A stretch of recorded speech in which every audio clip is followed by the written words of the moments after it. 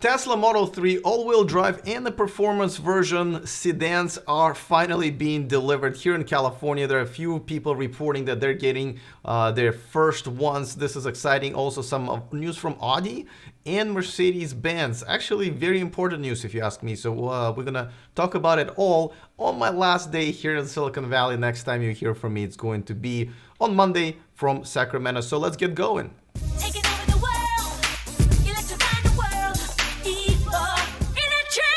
Thank you to those of you who are watching me live on Patreon. Right here, you can go to patreon.com/e4electric if you want to contribute. And if this is your first time here on YouTube, please consider subscribing so you don't miss anything moving forward. This is a great place to find out everything that's going on in the world of electric cars on a daily basis. All right, let's talk about the Model 3. I gotta tell you, I completely forgot that these cars were not being delivered just yet, simply because we've talked so much about it. But yeah, all-wheel drive and the performance version, and you can get both if you want, are being delivered basically this week. There are a few people in the forums, there are a couple of outlets are reporting about that, and this is awesome. I mean, this is great for those people who waited for these. Obviously, people, well, they've been delivered in the US, but I know a lot of people in Canada are waiting for this, for the all-wheel drive. And obviously in northern states, here in the United States, simply because, you know, all-wheel drive, obviously, and the snow and the rain are much more stable car. And people just were really waiting for the performance version as well. And some just wanted to get both. So a lot of excited people there. Obviously, the whole thing is going to take a few months to get going, but you know, this is another thing that happened on time because they promised mid-July and I think mid 2018, and doesn't get any more mid than July, and it's kind of pretty much a 1-year anniversary of them announcing the car as well. So that's good. That's good to see these cars. I mean, I haven't seen one myself just yet, and I probably may not be able to because I'll be mainly in Sacramento for a while, but I'm definitely excited about that. All right, before I move on to some Audi and Mercedes-Benz news, just want to remind you guys that this show and this channel is sponsored by Avanex, the aftermarket accessories for Tesla.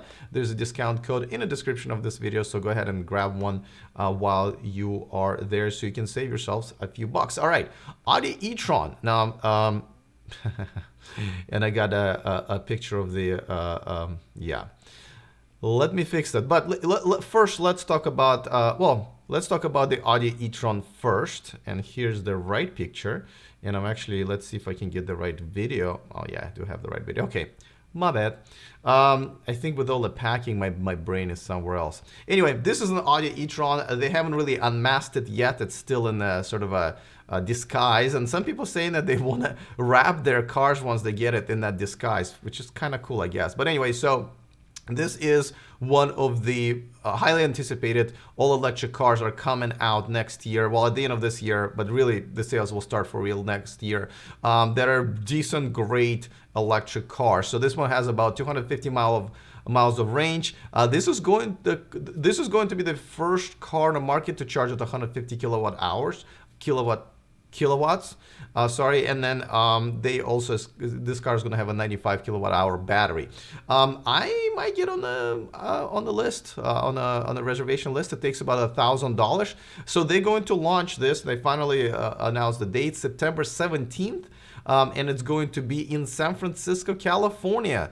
So I am working on getting my press credentials, and hopefully I'll be there to get some coverage for you guys and to put my name on the reservation list. I am considering this car actually over I-Pace at this point because I'm just a little bit more excited about it than I am about I-Pace. And we're gonna talk about I-Pace in a second. At first I was really high on it, but the interior of the I-Pace is bugging me, I have to say. This interior is actually much more exciting, I think. All right, another company, Mercedes-Benz, is going to launch their SUV. Also has about 220-mile range. Well, they're saying 250. I'm assuming it's going to be closer to 220. It's not as big of a battery. I believe it's going to be 70 kilowatt-hour, and I think the max charge is going to be at 100 kilowatts. But nevertheless, also highly anticipated car, and they're going to be launching it on September 4th. So September is going to be a big month. Big month because these are real alternatives to Tesla. And, you know, I'm at this point, I'm the guy who, you know, might be seriously considering one at some point. Yeah. So, and I haven't seen enough of this car to see if this is something that I want. But again, I think at this point, this is what I've been waiting for a long time, right?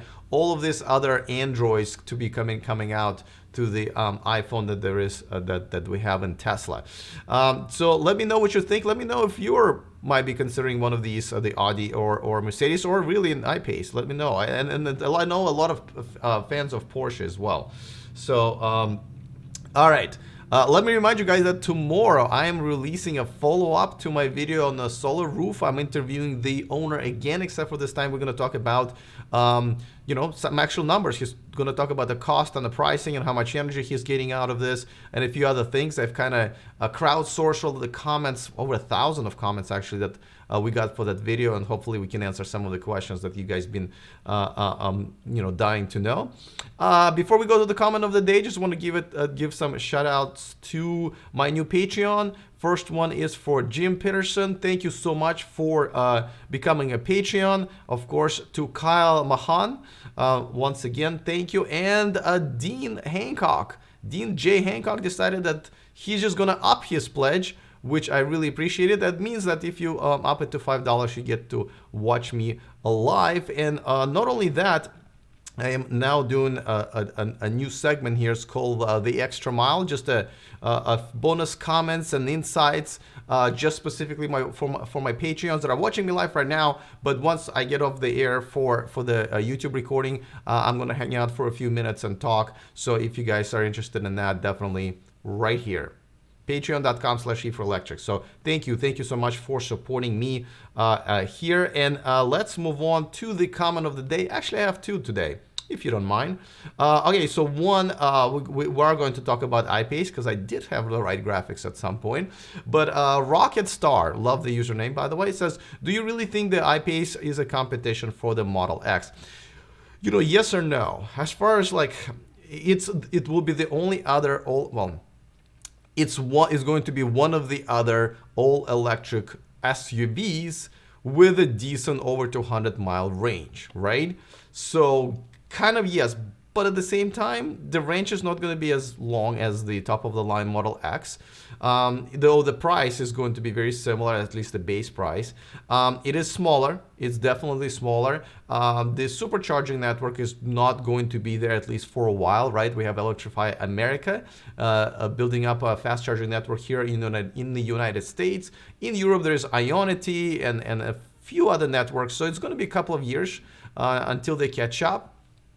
So that's, and I've always said it, and, I know Elon Musk disagrees, but I think the supercharging network is basically the best feature of Tesla brand. And Jaguar is not going to have it, and neither will Porsche or Audi or Mercedes or BMW, at least for now. So, it depends on how you compare. But yeah, it's going to have a competition, but not really sure if it's going to be that tough of a competition, at least in the beginning. Though some people love it. Some people love this car. They don't want a big SUV like a Model X. They actually very much fine with this more of a compact SUV, and this is going to be better choice for them anyway. And for people like myself who have solved the issue of supercharging network by just buying a Chevy Volt, which is a plug-in hybrid, this could be a pretty good choice. So again, I can't tell you a specific answer because it really depends on different people, but it is definitely yes and no at the same time. All right, let's move on to the next question, and this one is about the Audi e-tron. And Chris L says, please don't look at e-tron. Volkswagen and their lies don't deserve the credibility that your purchase would bring them. Well, I'm considering purchasing it, and yes, I'm really torn on the Volkswagen group and Audi. Their former CEO is in jail as we speak right now. As a matter of fact, that's the reason they moved their launch from, I believe it was originally scheduled for Belgium, and now it's going to be in San Francisco, here in San Francisco, California, in September 17th. But I will be going there. Looks like I'm going to get my press credentials, and even though I'm torn, right? Even though they've done a lot of wrong, but they are turning it around, and these are the different people who are turning it around. And brands change. I mean, you want to talk about Volkswagen, Mercedes, and BMW and so forth. People don't want to buy them because they used slave labor of Jews during the World War II, right? But times have changed. I mean, these are different people. The brand is different. The world have moved forward. Now, I'm not obviously comparing Dieselgate to the Nazi Germany, but I'm just saying we have to move forward, and I'm going to support anything that's moving us forward in this direction. By the way, there will be no Electrify America, which is really the only other alternative that's going to be out there for the Tesla superchargers. There would be none of that if it wasn't for the settlement after the Dieselgate, right? Volkswagen is pushing their ID series, which is going to be, I think, a great series of electric cars. Obviously, Porsche and Audi and other brands are pushing for it. So, I'm going to be harsh, and I have been on Volkswagen and Volkswagen Group and their cars and their subsidiaries. But at the same time, I'm also going to support their good efforts, and I think so should we all. We really need to move forward. Just like I'm going to support, Shell, an oil company that's now has a direction that they're taking for creating a clean energy part of the company. They're installing charging stations, where their gas stations are to give an alternative to all of us. And they're one of the investors in the Ionity network that is going to be helping the adoption of electric cars in Europe. You just can't be like black or white. It's just most of this is very gray. And unfortunately, Volkswagen is very gray, pun intended. So that's where I stand. So I am going to cover everything. And by the way, this is not Alex's preferences show. This is Alex reporting on the news, gives his opinion, and welcomes everyone else's opinion. So yeah, I'm going to go ahead and cover it. I'm sorry.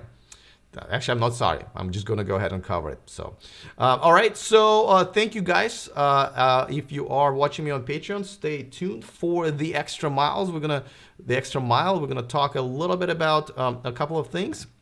Other than that, tomorrow, don't forget the follow-up on the solar roof, the interview with the owner with some numbers. So definitely stay tuned for that. Other than that, I will see you on Monday from Sacramento. I'm really excited. All right, guys. Have a great weekend, and remember to stay charged.